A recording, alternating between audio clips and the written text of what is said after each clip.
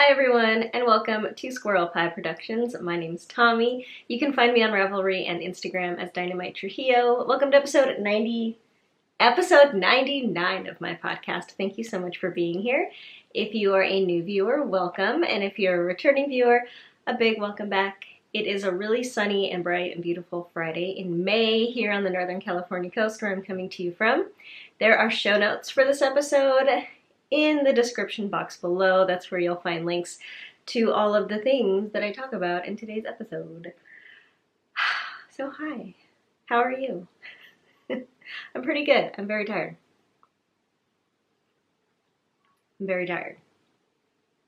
Okay, let's get into it. This is an episode where I will be talking about knitting and sewing and stuff. Let's just get into it. I'm wearing my first finished object. It's the Weekender by Andrea Mowry. This is a pullover that I knit, and it's done. And I am really quite in love with it. I'm so happy with how it came out. I want to make another one kind of right away. So let's check it out, shall we? So here it is. I used 4 different indie dyed yarns for this. All of them were fingering weight. The pattern calls for a worsted weight yarn, but I held them together for a DK gauge. So I marled them. So this section is 2 different yarns held together, and then I switch one of them here, and then this is a different section, and then this section up here, and I kind of just mirrored everything for the sleeve. And this was a really great pattern. First, let me tell you what yarns I used. So I used Sweet Sparrow yarns. I used Woolberry Fiber Co. I used Toil and Trouble and Beehive yarns. So in the project page that is linked down below, it says what all the colorways are and what all the bases are. I forget, but those are the 4. Those are the 4 indie dyed yarns that I used, and I used 1 skein of each. And I hardly had any yarn left at all, maybe 5 grams of a couple colors, and then I think one of them I completely ran out of. So that's really great. I knit the smallest size, and it's a bottom-up pullover, and it's got this high-low hem, which is really cool. The length is really nice, and I knit the length of the body according to the pattern. I probably now would have added an inch, just because that's how I am. But I did add about 5 inches to the sleeves. I think the sleeves are supposed to end right about here, but I like them when they come down like this. So I added some length there, and that's it. That's the only alteration I made. It's a reverse stockinette body with the slip stitch detail down the front and the back. And the sleeves are in regular stockinette, which someone pointed out in the comments that they had never realized that the sleeves were stockinette before, and asked if that was a change that I made. And it's not, it's in the pattern, and that was really funny that they mentioned that, because I went through the same thing when I started knitting it. I didn't realize that the sleeves were regular stockinette. It was just a small surprise. But I like them, they're great. It's a drop shoulder pullover, and it's got a ribbing detail along the shoulder.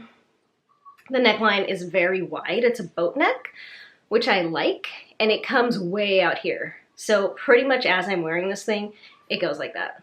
It's pretty much an off-the-shoulder top for me, which is fine. I don't mind that at all. So I really like it. It was really fun to knit. I did do a gauge swatch. I used the needle size called for in the pattern, which I don't remember now what it is, but it's linked below in my pattern page. And yeah, it's just great. I love it so much. Like I said, I'm thinking about knitting another one.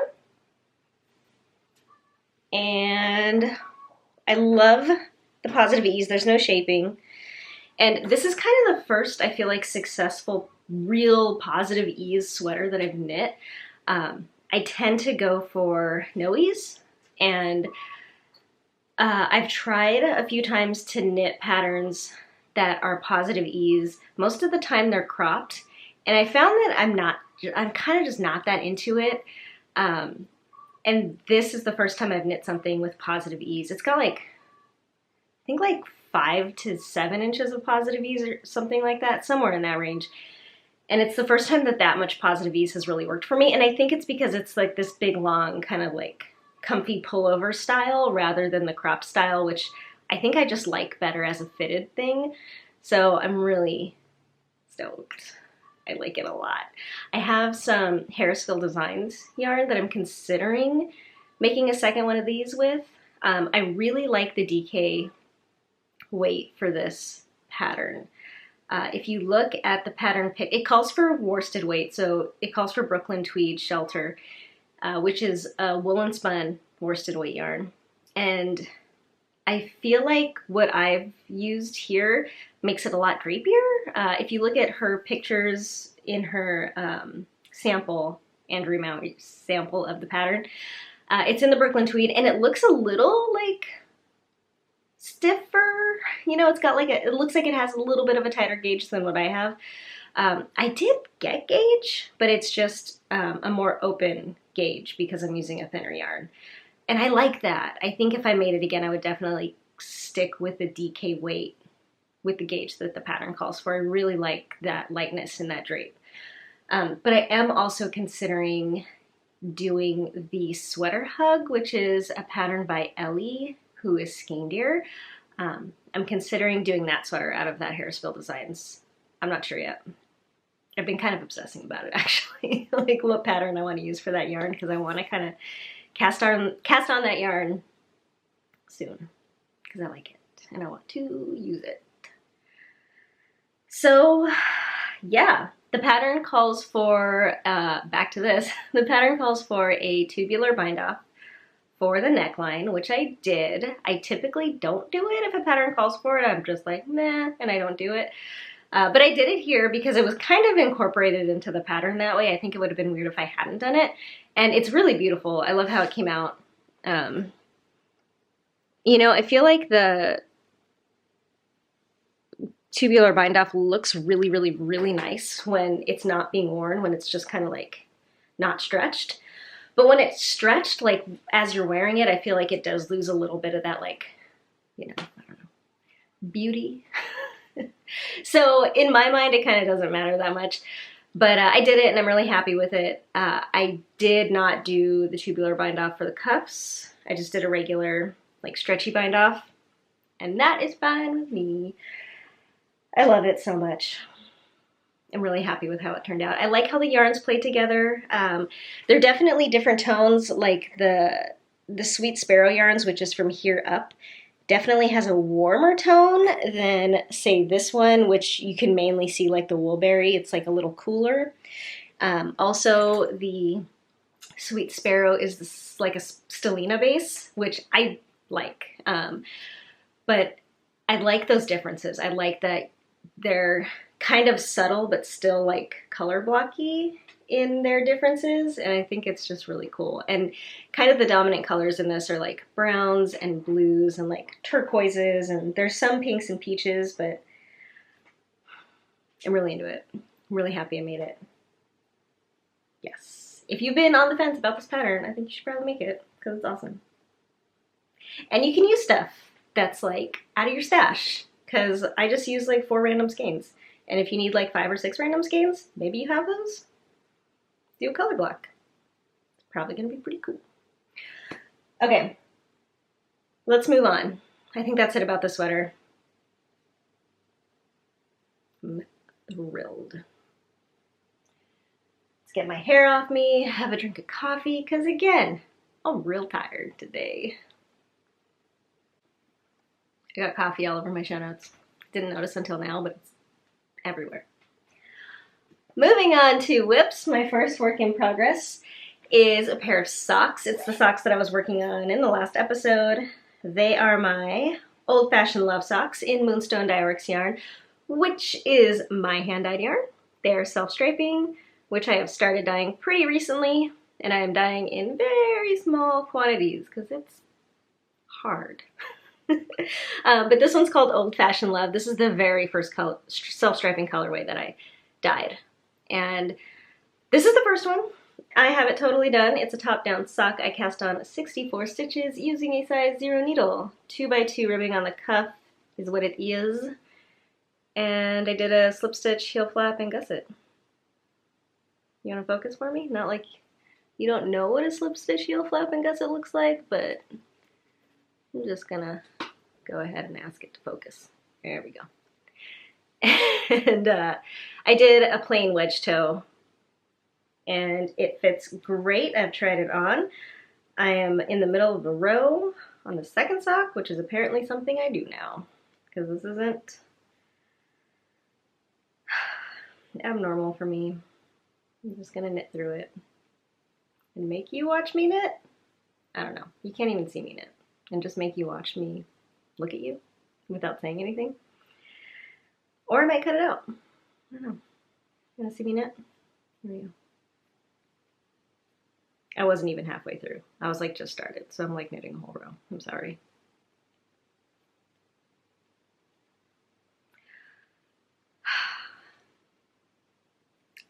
I'm so excited. Done. Okay. This is where I am on the second sock. Kind of in the middle of the leg. I'm using my Chiaogu Mini Twist Interchangeable needles, which are my very favorite sock needles. They are wonderful. Here's the ball that I have left. And that is pretty much it for those. I enjoy them very much. So does Lucy. I have a 2-year-old daughter, and she found my project bag and she unzipped it because she's really into zippers right now, and she took out my sock and she put it up. Well, she really wanted to put it on her foot, so I helped her put it on her foot. And she walked around with this whole sock that came up to her knee for like half the day, but only one, because there's only one sock, and it was really adorable. And I think I should make her a pair of socks, because she doesn't have any hand knit socks right now because she grew out of the past ones that I've knit her. I think I should go ahead and knit her some, but I think I should knit her some that are a little bit too big, because she seemed to really enjoy the squishiness and the slouchiness of it rather than like a really tight fitting like little sock. So that might be coming up soon. Let's see if I can. That worked. My next work in progress is a new cast on. So when I bound this off, of course, I really wanted to start a new garment, and I kind of obsessed over what to cast on for a little while. I wanted to use what I have. I have a few different sweater quantities. I don't know why I do this. It's a sweater quantity. I have a few different sweaters quantities. And including this single skein, I kind of, you know how you do, you trudge through Ravelry forever and ever and ever until your eyes start to hurt and you like have like 20 tabs open with all the sweaters you think you might want to knit. Well, I settled on using this skein of yarn. It's a single skein of yarn that I got at Stitches this last year, Stitches West. It's Yoth, which I think stands for Yarn on the Hill. And it's their Best Friend base, which is fingering weight 75-25 cotton wool blend. It's in the colorway Shiitake, and they had in their booth a sample of this pattern that I'm making called the Del Sol, and it's a tank top, and they had the sample of it in the smallest size over a really freaking pretty, like, light flowy linen pink dress, and it was sleeveless, and the tank is sleeveless. So all you saw was the tank and like this like of like pink lightweight linen like flowing out from under it, and I fell in love with the whole look. So I looked at the tag and found out for that size you only needed one skein of yarn for that pattern. So I bought it and now I cast it on. And so this is the Del Sol. It's a pattern by Veronica Jobe, and it's a pattern put out by Yoth Yarns. And here it is so far. So it's kind of a crop tank. The pattern also, though, comes with options for tunic or dress length. And it's knit, I guess, modularly. You knit the front body. Well, you knit the straps first. So these are the straps. Let me show you those. And the straps are double knit. So it's kind of like an extra thick layer, but it makes it take forever to knit one of these tiny little straps because you're knitting every row twice. So you knit the straps first, and then you knit down one side, which is a rounded neck side. And then when you finish that, you pick up the straps and then knit down the other side, which is a V-neck side, and it's supposed to be reversible. And then you go up and you seam the side seams.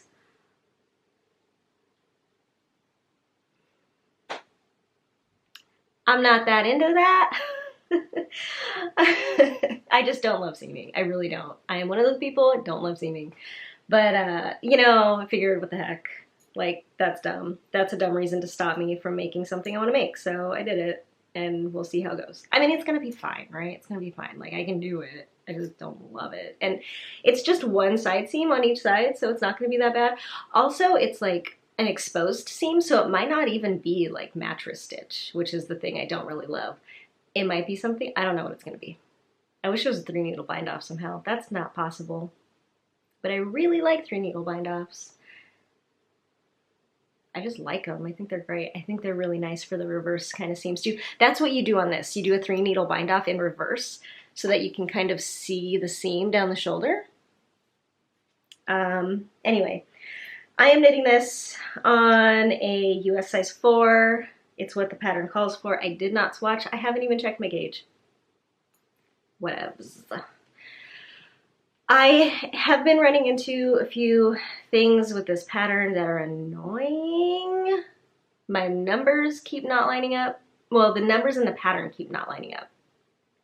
So in 4 different places so far, it's like repeat these last 2 rows this many more times, you know, and you end up with this many stitches. Every time I've done that on these 4 different instructions, I've ended up with less stitches called for. And I've like rechecked and double counted and everything, and it just keeps happening over and over again.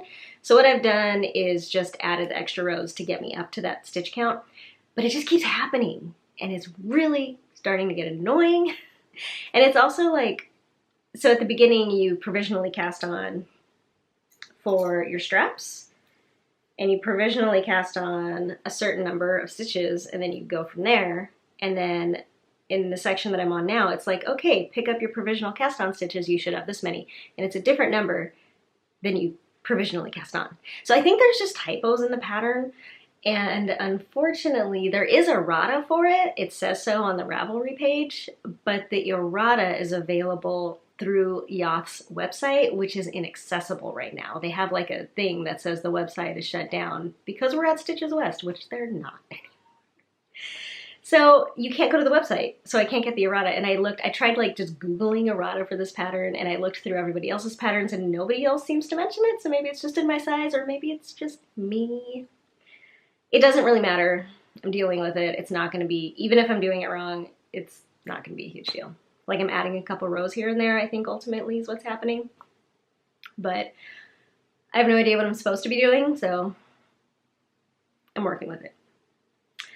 But I really like how it's coming out so far. I think it's going to be really cool when it's done. The construction is definitely clever and interesting. And right now I am on the front panel of the V-neck side. And like ultimately it's a super simple pattern. Like it's really, like all it is like up, down, V-neck, rounded neckline, tank top. Boom, you're done. So here's the yarn. You want to see it? It's really nice. Like I said, it's woolen cotton. It's a light fingering weight. It comes with 550 yards for the 100 gram skein. And it does, yes, it does have like a ton of flyaways because the staple length of whatever's in here, I'm assuming cotton, I don't know, is like that long. So it's all like, but I'm dealing because I'm not a big baby and I can do that now. So yeah, you want to see the bind off? It's pretty cool. Interesting little details like this throughout the whole thing. I think that's really pretty. So I'm excited for this to be done. I have been keeping my eye out for a dress that I could make to wear underneath. I feel like I have an ideal in my head of what I want in like a flowy linen, like floofy skirt kind of dress that can easily go under something like this that won't take up too much bulk, like not too structured, but also not too baggy. But I don't know, I haven't found anything yet. They were selling those dresses at the Yoth Yarns booth at Stitches that it was modeled over, that this was modeled over. But they were like, you know, like $70. And I'm sure they were handmade and like nice and beautiful and stuff, but yeah, I'll figure it out. I'll find something. I want something with like a lot of, not a lot, but like some bulk at the bottom, you know? I don't want just like an A-line, like straight skirt. Like I want there to be some like, anyway. That is my new top project. I'm really happy with it. There have been a couple little like struggles and hurdles and like counting and recounting and stuff like that, but it's not a huge deal, you know? It's stuff that I feel like I can work through. But yep, that is that. That is all my knitting. I have not done any crochet these past 2 weeks, but I am really excited. Kalisha Ryan, who is the designer behind the Just Feel Festive shawl that I finished in my last episode, she put out a new pattern yesterday, the beginning of Gemini season, called, oh gosh, it's the Gemini shawl, but it's called Gemini I don't remember, but I'm putting it all here. And it's a really beautiful crochet shawl that I've actually had my eye on for a long time, since she like started showing it off like a year ago. So I'm really excited about that. And she released it yesterday, and I've been thinking about what I want to use. I dye a colorway called Gemini, so I've been kind of in my head trying to like come up with some other, it calls for 3 colorways, so 2 other ones that I want to put with it, and I might dye some yarn to cast one of those on. I don't know what you call crochet cast-ons. Is it casting on? I don't know. You should check that out if you're interested. It's awesome. All right, that's it for the knitting. Let's move on to sewing. I have sewing. My sewing mojo is definitely back, and I can't stop it, and I like it. So I made another Ogden cami, which is right here. And I know I promised last week that I would wear my first Ogden cami this week, but then I had this, so, you know, we're just gonna have to wait. But I will wear these as the weeks go by. But this is my second one. I made the next size up. So my first one I made was the smallest size. And after wearing it a couple of times, I realized I think it's too small. I think I wanted to try the next size up because I just felt like I would feel better in it. And I do. I think I like this one better. I haven't worn this one all that much, but after trying it on, I think I like it better. And if you recall, okay, so sorry. The Ogden cami is a sewing pattern by True Bias. And yeah. So it's got these spaghetti straps, which I am getting better at. I'm getting better at all the techniques in this pattern. So last time, the one I made was pretty sloppy, like with the neckline, neck facing business, and just kind of the whole facing, like this thing was just like super sloppy. This one's still a little sloppy, but it's better. It's definitely a little nicer. I think I just, you know, experience and taking your time, I feel like, is what's gonna help me. So it's a V-neck, and it's V-neck in the back too, but the back is a little bit different. So here is what the inside of that V-neck looks like. And the thing that everybody loves so much about this pattern is that it doesn't have any, like, you can't see any stitches or anything on the outside of the V-neck, so it just looks like a magically plain piece of fabric that doesn't have an edge. And that's what I'm kind of bad at, but I'm definitely getting better. So this fabric is another, it's another thing where I used some scraps. So I had made a top from this fabric a long time ago that I don't really wear anymore. For that one, I made pretty much a size too big. So I wear it sometimes, but not that often. And I can't remember what the pattern's called, but I might put it here somewhere.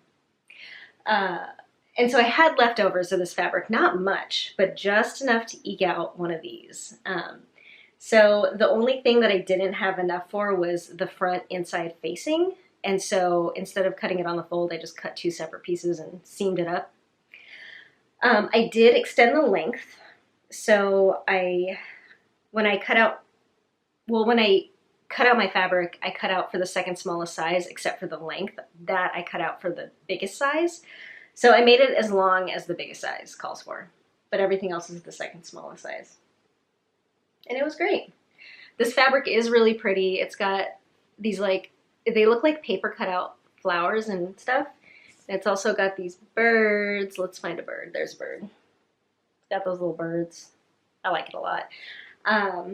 It is a cotton, it's either Voile or Lana. I can't remember, and I can't remember the difference between those 2 fabrics, but it's essentially 100% cotton, but it's very thin. It's really lightweight, but it's still got like that cotton like stiffness to it. Not stiffness, but you know what I mean.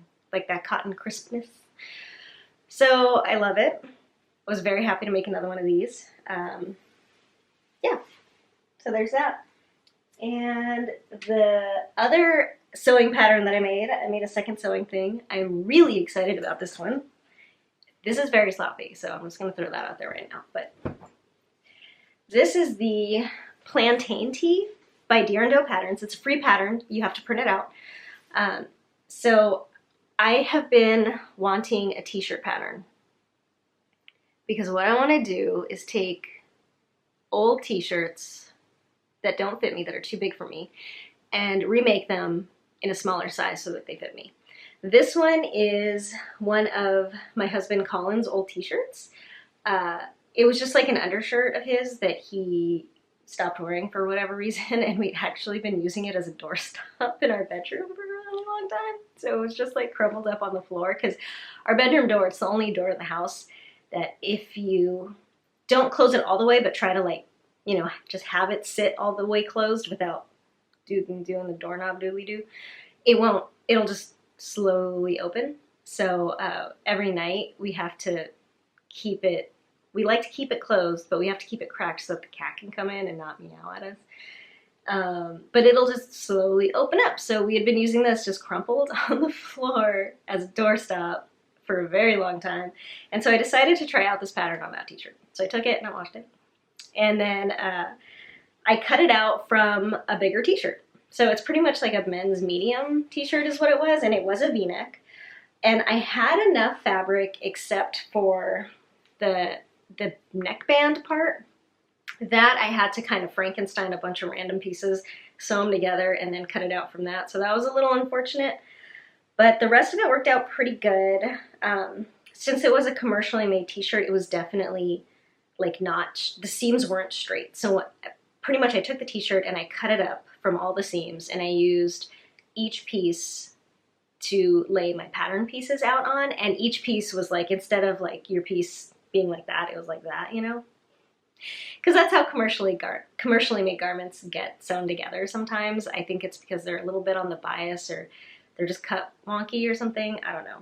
But, so I dealt with that a little bit. So some of these aren't exactly straight, like they're not cut exactly like straight up and down on the bias. They're like, or you know what I mean, right? They're on the bias a little bit. But the pattern calls for you to use a stretch stitch.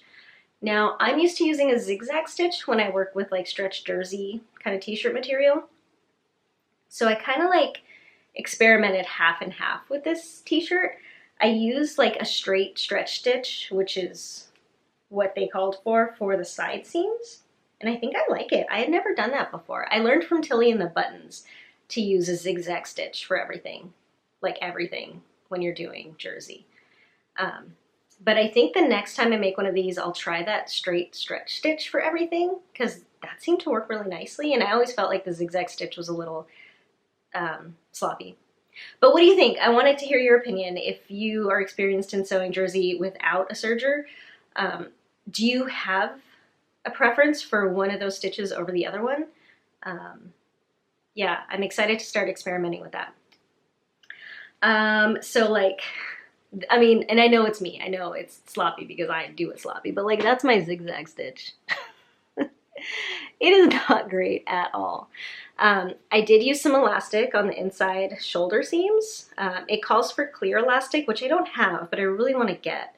So I just used like, I had some lingerie elastic, so I used a little bit of that. And it turned out really great. I'm super happy with it. So what I tried to do was use the original hem lines from the sleeves and the bottom, and that worked out really great. So that's the original hem on the sleeves, and it meant that I made the sleeves a little bit longer than the pattern called for, but I'm pretty down with that. And then the bottom hem is original from the t-shirt.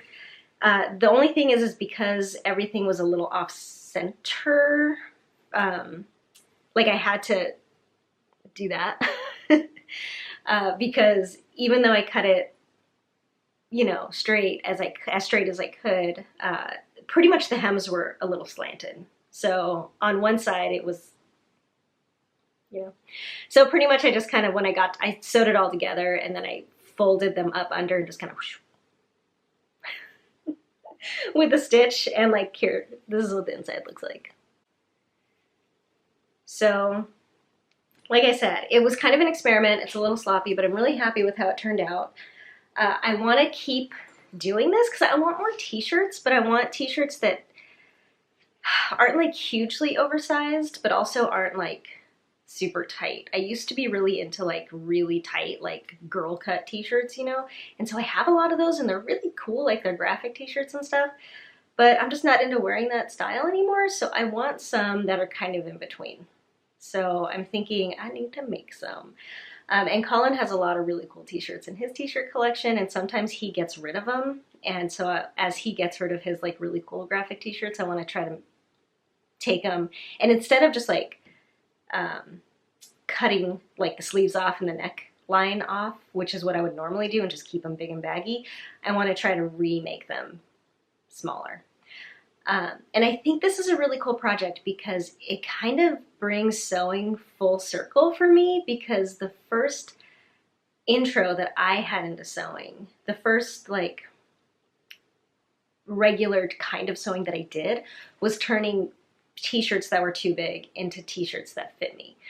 So this was when I was a teenager and like in my 20s, early 20s and stuff.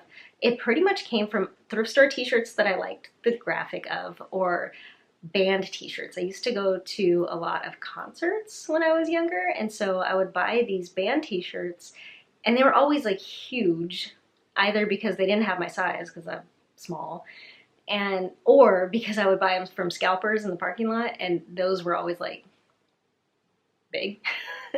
And so I would always come home with these t-shirts that were too big for me, and I would regularly sew them down to fit me. But the way that I would do it, because I didn't actually know how to sew, I just like kind of made it up. I would take a t-shirt and I would, starting from the end of the sleeve, I would cut off the sleeve. And then starting from the seam, I would just take in the seam like a few inches or whatever, just like that all the way down. So what I would end up with is a t-shirt that I had sewed that fit me really tight, but that I had a bunch of bunching in the underarms, because I would also make that really tight, but I wouldn't account for like any seams or anything. So it would be weird, but I would still wear them all the time, and I would do that all the time. And that was my first regular like garment sewing that I did, and I used to do it a lot. So I think this is really cool because it's the same idea, only I'm trying to do it better to where it fits better than kind of like wonky make it up as you go kind of fitting. So I think that's really cool, and I'm really excited about this whole project of like making myself more t-shirts pretty much. I do have another Plantain tee cut out and ready to go. This is the smallest size. I wanted to try doing the next size up. So I found some fabric. I have a couple like small stashes of jersey fabric in my stash that I got a long time ago that are really cheap and flimsy and not great fabric. So I'm using one of those, and it's like a goldy beige with black polka dots. I actually don't love it at all, but I figure why not use it in something that I'm kind of experimenting with. So I have that cut out and ready to go, and I'll get that onto my sewing machine pretty soon. So that's exciting. I'm super stoked about this whole sewing thing that I'm into right now. There are so many things I want to sew. Okay, that's it for the sewing segment. I'm going to move on now to shop update, and after that I'll have a favorite section as well. So Moonstone Dyeworks is my shop where I sell my hand-dyed yarn. There's a link to it in the description box below. I'm having a shop update tomorrow, which is Saturday, May 23rd at 10 a.m. Pacific time. I have more self-striping that I have dyed, and I'm going to show you what's going to be in it now. Oh, I also have a new base. Okay. So first I gotta get comfortable, because that's, oh, you know. So let's start out with the self-striping. I dyed one new self-striping colorway, and this is it. It's called Chaparral. This one is a 4-striper, and it's got peach, this like fuchsia e-color, brown, and mint. So this is going to be available on merino sock, and I really like it. So that's that. My new base. I found a new non-superwash base. So this one I'm calling non-superwash fingering. That's the base name. And I'm really in love with it. I think it's really great. I love it, and I'm really happy I found it. So this is it. These are the first 2 colorways I dyed on it. And it's a 2-ply 100% non-superwash merino yarn. And it's got a very similar twist to my current superwash BFL and merino sock bases. It's got that same kind of 2-ply, real bouncy, real like tight twist, really nice ply on it. I can talk. Yeah, and it's just 100% non-superwash merino, and it's really beautiful. It feels great. I'm in love with it. I'm really happy I found it, and I hope you like it too. So I came up with 2 new colorways. This one is called Heartstrings, and this is on the new non-superwash base. And this one is Indifference. So yeah, this is going to be up. I'm going to keep dyeing on this base. I think this is a permanent fixture for now. But this update, these are my first 2 colorways that are going to be on it. And I've also dyed up both of those colorways on some other bases. So I've got them both on mohair silk lace. And I dyed up Heartstrings on Merino DK, and as I was experimenting with that colorway, there were 2, the first batch came out different than all the rest of the batches, so I'm gonna list these separately since they're so different. But this is Heartstrings on Merino DK. This one came out a lot darker and more saturated. This one came out a lot more kind of tonal and mottled. So these are both Heartstrings, different versions, and they will be listed separately. But they're both on Merino DK. Those are the ones. I've also been playing around with mini skeins a little bit, and I decided I would throw them up in the shop. So these are 3 mini skeins. This one's on Merino sock. These ones are on Stellina sock. This one I have called Naive, and these ones don't have names yet. So yes, that is it. That's what's going to be up in the shop tomorrow. I'm pretty excited. So hope to see you there if you are interested in trying out my new non-superwash base, or my new mini skeins, or my new self-striping yarn. Moving on to favorites. I'm gonna shimmy sham over here a little bit. So I have some things that I got in the mail that I'm so excited about, and I wanted to share them with you. So I'm gonna go back around one more time and get those.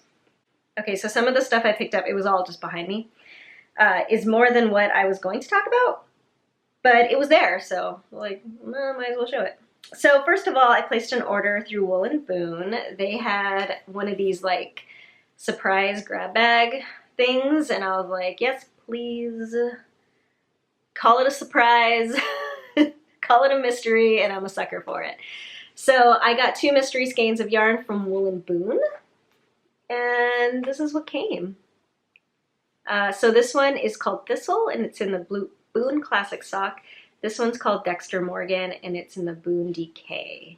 And they are beautiful. And with this mystery shipment, I also got some needles. And these are Chiaogu lace, red lace, 32-inch, size 8. And they're fixed circulars, which I don't use that much. So if I ever need a 32-inch size 8 needle, I'm going to try these out because that's pretty exciting. And then I also got this I'm in love with. I got a rainbow pin. I'm super excited about this. I love it very, very much. So that was really exciting to get.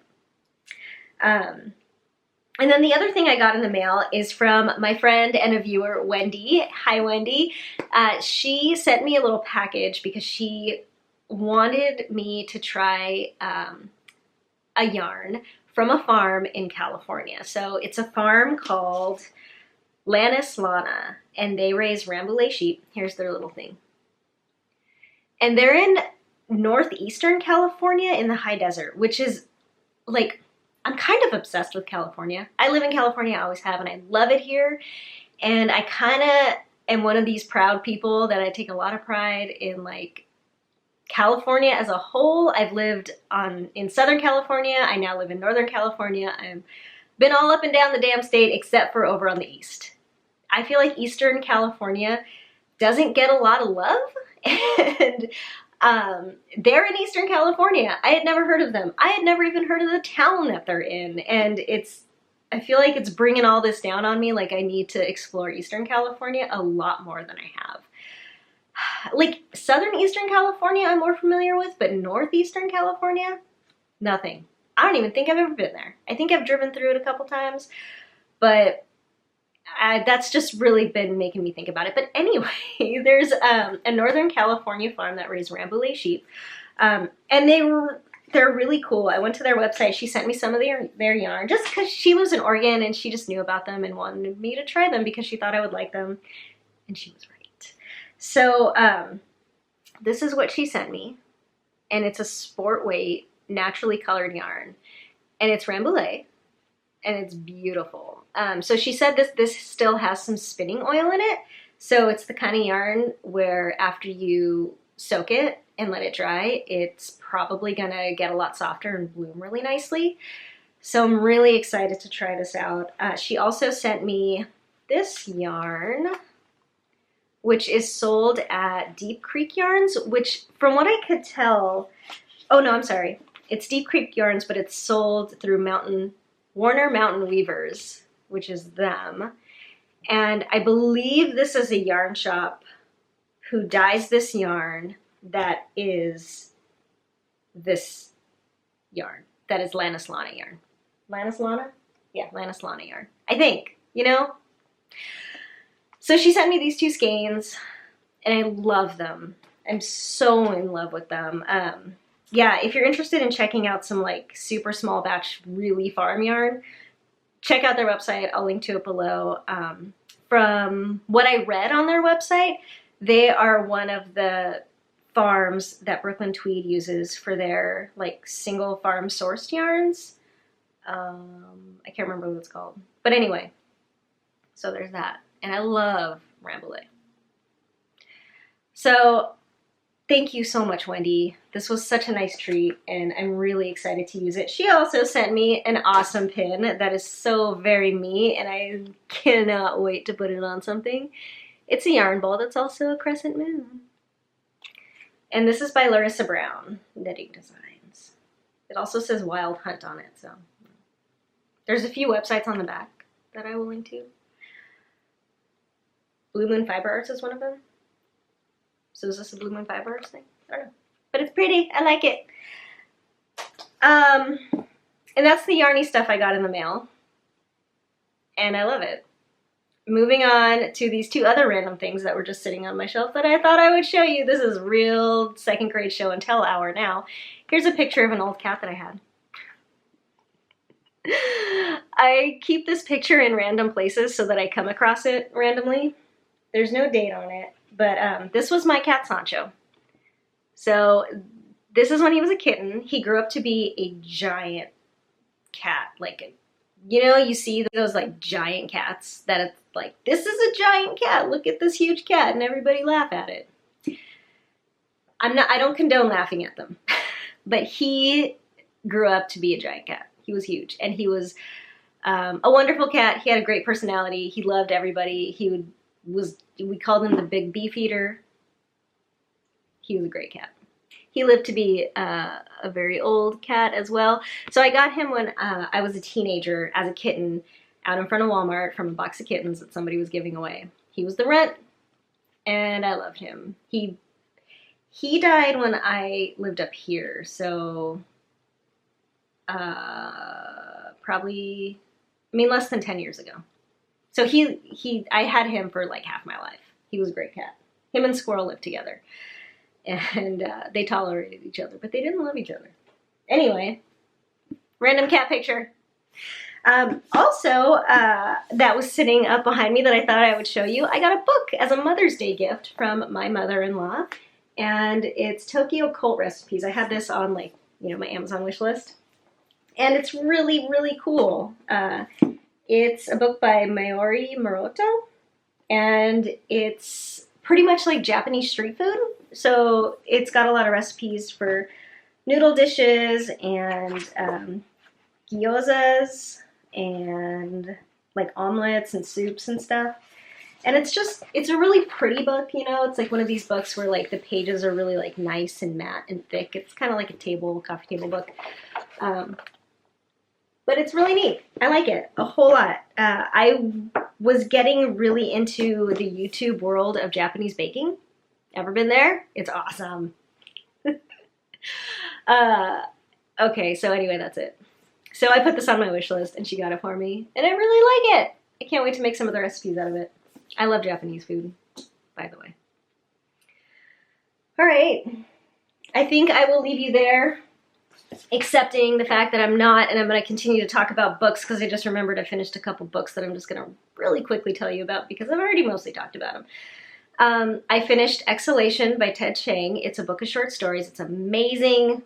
It's science fiction, but more than science fiction, what's so good about it is that it's I feel like really relevant right now. Like every single short story in there was kind of like more than a short story. It was like a thought experiment based off of like some kind of concept that exists right now. That's like either like a scientific theory that is being studied. He'll like take that theory and say, what if?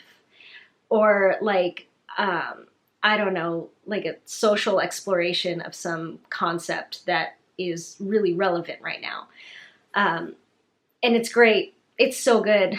It's pretty, the stories are pretty long. They're pretty long short stories. I think one of them is even considered a novella. But it deals with like artificial intelligence and the morality behind our exploration of it and creation of it. My favorite story was the last story, which I can't remember what it was called, but it was about parallel universes and again, like moral concepts in a world where parallel universes are accessible to us. And it was one of the best short stories I've ever read. It was so good. And it's like the kind of science fiction where it's not lofty. It's really down to earth, but somehow it's really deep. I feel like I sound so cheesy when I describe stuff. It was really great. Ted Chiang is the author who wrote the short story that Arrival was based off of. Arrival is a movie about aliens. And that is in his other short story book that I have yet to read, but I will read it ASAP because this one was so good. and I feel like almost every story in this book, like, I feel like it could be like a huge sci-fi movie. So that one I finished and I loved it. I also finished The Parable of the Sower by Octavia Butler.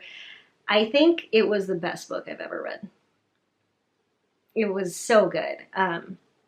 It was more dystopian fiction than science fiction. But I looked a lot more into her, and she's got a lot more like traditional sounding science fiction books, and I kind of am obsessed with her, and I really want to read all of her books now. I started reading Parable of the Talents, which is the follow-up to Parable of the Sower. It's only 2 books rather than 3, like I said last time. But yeah, Parable of the Sower was just amazing. It takes place in the not too distant future. I think it was written in the 90s, but it takes place in the 2020s, and yeah, in the 2020s. And the world is a very different place. It's really hard to survive if you're not super rich. And it's about a girl and her journey within herself, and an actual journey. And it's also something that really struck me about it is it's very California based. It takes place in California, and it takes place in places in California that I've known and been to and have a really deep connection with. And it's the type of story that, like, it's really like rooted in the earth, you know, like it's about survival in these places. And it's a very heartbreaking and heart-wrenching and sometimes very hard to read book. It takes place in a future where things are really bad for a lot of people, and it doesn't hold back in telling you how bad they are. And it can be really sad. Some points of the book, especially, I mean, I'm not going to tell you anything, but there are some things that it would talk about that were just so like hard for me to read that I just had to like stop and just like put my hands on my head and sigh. But I think, like, I am known to say this about things. I think it was the best book I have ever read in my entire life. And I can't wait to get through the second one. I started it, and I don't know. I don't know how I feel about the second one yet. But it was great. It's not an easy book to read. But it's worth it. It's really good. Now that nonsense is over, because I'm sure I just gave a very nonsensical review of the best book ever. It was really good. Okay, anyway. That's it now. That's all. I am done. I will leave you there. I hope you're having a really great Friday. I hope you have a really nice weekend. I hope you're doing well. I hope you are healthy and safe and taking care of yourself and your families are good. I hope you are home if you can be and staying well and thoroughly entertained. And if you can't be, if you have to be out there, you know, working, living your life, doing what you do, I hope you are also well and safe. And I hope you are making things that are making you happy. If you like the episode, please feel free to like and subscribe.